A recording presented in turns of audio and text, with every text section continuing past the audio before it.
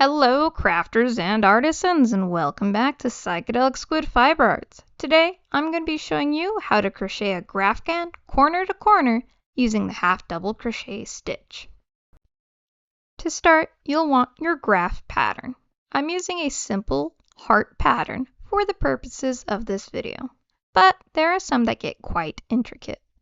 I printed mine out because it makes my life easier, and you can see that mine is numbered by diagonal rows, but you can start in whichever corner is easiest. I usually try to figure out how to do the fewest color changes when picking a starting point. However, for this video, I'm going to be starting in the bottom right corner because that row is labeled as row 1. Between each row, you'll either do an increase or a decrease. As your pattern gets wider, you'll be increasing. For me, I'll be increasing along this axis and this axis. Since my pattern is square, once I reach the corner, I'll begin to decrease on both sides. However, if my pattern was rectangular, I would be increasing on the longer edge once I reached a corner and decreasing on the shorter side until I reach the third corner. I just realized my pattern is a little asymmetrical, so I'm going to fill in these two squares so I know to make them pink. To start the Graphgan, you'll begin with a slip knot, then chain a total of 4, 2 for the 2 half double crochet stitches and 2 for the height of the stitch.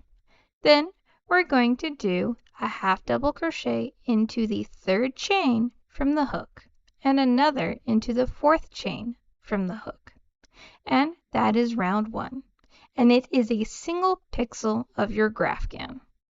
So on my sheet here, I'm going to cross off round 1 with an arrow to indicate which way I'm working.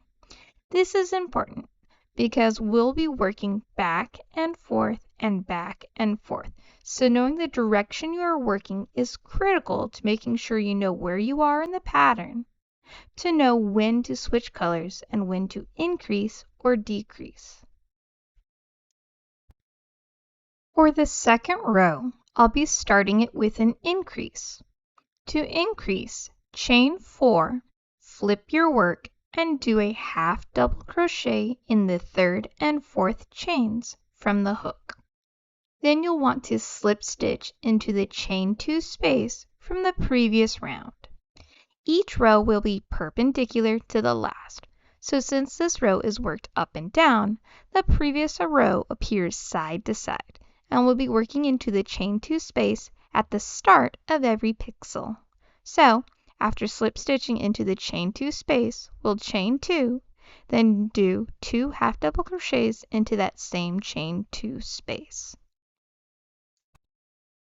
Row 3 starts with an increase. So again, I'll chain 4, but before I forget, I'm going to cross off row 2 with an arrow indicating the direction I worked in. Then I like to yarn over and insert my hook into the third chain, flip my work up, and then finish the half double crochet stitch in the third chain and then the one in the fourth chain from the hook. Then again, I'll slip stitch into the chain 2 space from the previous row, making sure I'm working perpendicular to the previous row. Chain 2 and do 2 half double crochets into the same space.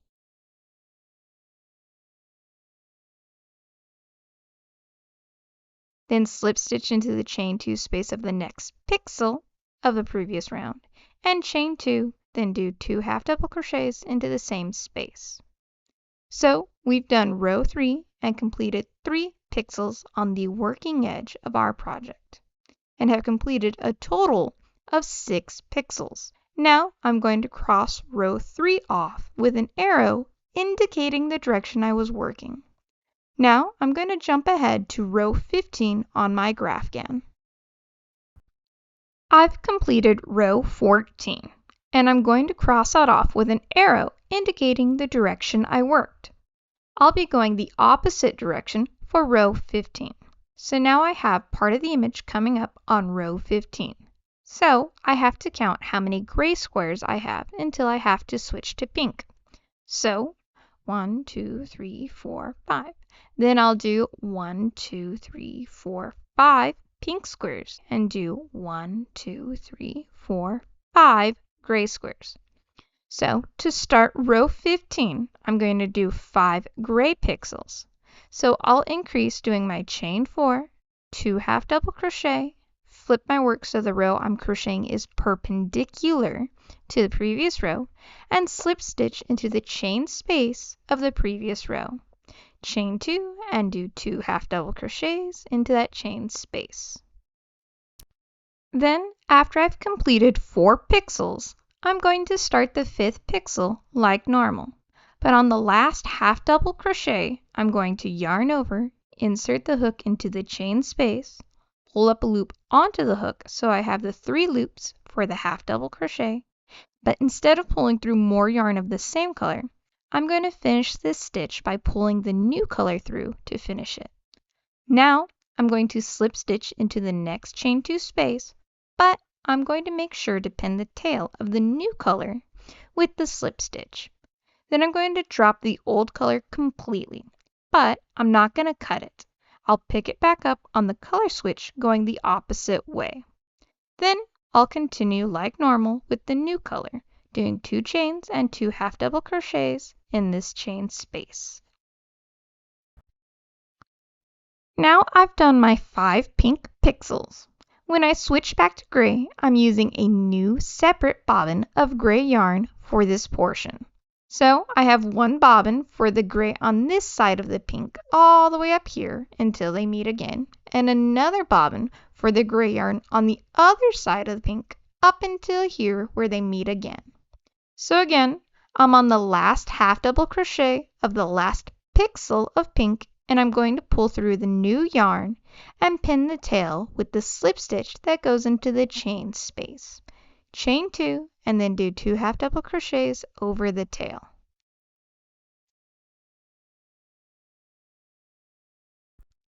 After I finish the 5 gray pixels and cross off the row I completed, making sure to mark the direction I completed the row in, for the next row, I'm going to start up here and do 3 gray, 9 pink, and end with the 4 gray pixels. To start this row, I'm going to increase, and this first one counts as one of the 3 gray I have to do for this row. I'll do my 9 pink and show you how I pick up the dropped yarn for the color change. I didn't show the pickup for the gray to pink at the start because I had to cover a 5 pixel span, but picking up a new color is easy when the pixels touch. So, like normal, I'm going to do the final pixel like normal and stop before finishing the second half double crochet. Now, I'm just going to take the gray yarn I want to pick up, pull it through the pink half double crochet to complete the stitch, and continue on as normal for the 4 remaining pixels of gray. Here it is with the row completed, with 3 gray, 9 pink, and 4 gray pixels. Now to cross it off my graph and count my pixels for going back the opposite direction. Now, another way to pick up the dropped yarn when you're 1 pixel away is to stop before finishing the second half double crochet of the current color, and then grab the new color and insert your hook from the back and pull the new color through, and then make 2 chains, and then pull up the new color through the half double crochet to finish it out. Then slip stitch into the chain space like normal, chain 2, and crochet 2 half double crochet stitches over the chain of the new color and old color together. Now I've reached the point on my graph when I need to do decreases.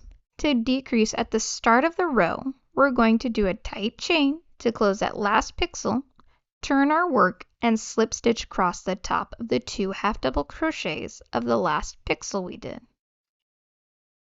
And then to start a pixel like normal with a chain 2 and 2 half double crochets, making sure we're perpendicular to the previous row.